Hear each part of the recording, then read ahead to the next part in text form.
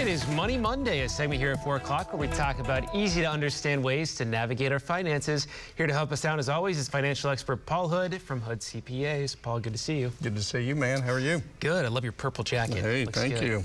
So our first question today comes from Becky, and Becky says, my mom is a retired teacher and gets Social Security benefits, but she works part-time for a tutoring service.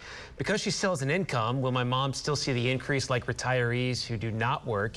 And if so, will it be the same amount or less? Yeah, so Social Security, the government, you don't really get a raise on your Social Security. What you get is a cost of living adjustment. And the only really decent thing to come out of all this inflation that we've got going on is interest rates are higher, therefore cost of living is higher, therefore they get a larger cost of living adjustment. So it doesn't matter if her mom is working full-time, part-time, somebody's not working at all. It's like a pension. So everybody that's on Social Security retiree benefits will get an increase based on that, the same percentage. Okay. Our next question comes from Brennan.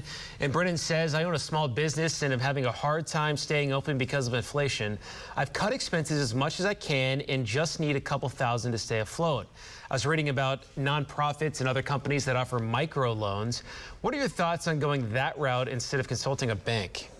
Well, the challenge is when you need to borrow money, banks aren't really the best place to go because they like loaning money to people that don't need it. When you really need it, they're a little more reluctant. So unfortunately, I would look for I'd start at the bank, but look for whatever option he can. Now, one big piece of advice I would tell him is he needs to, if he's not staying afloat now, borrowing money just to buy time, it just puts it off. So what I would tell him, if he was our client, I'd sit him down and we would look at all of his expenses, fixed expenses, variable expenses, and we'd back into what his revenue needs to be for it to make it worth it. And then, because the number one thing, Coop, that I see is businesses are almost afraid to raise prices. Well, it is what it is. It's not, he didn't cause the inflation. He didn't cause the supply chain interruptions. He didn't cause all this stuff.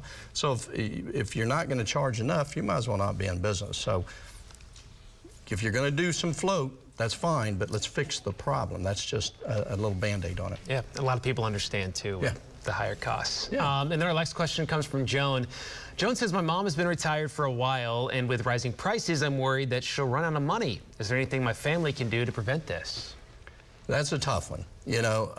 I would ask, is she on a budget? Because most people aren't.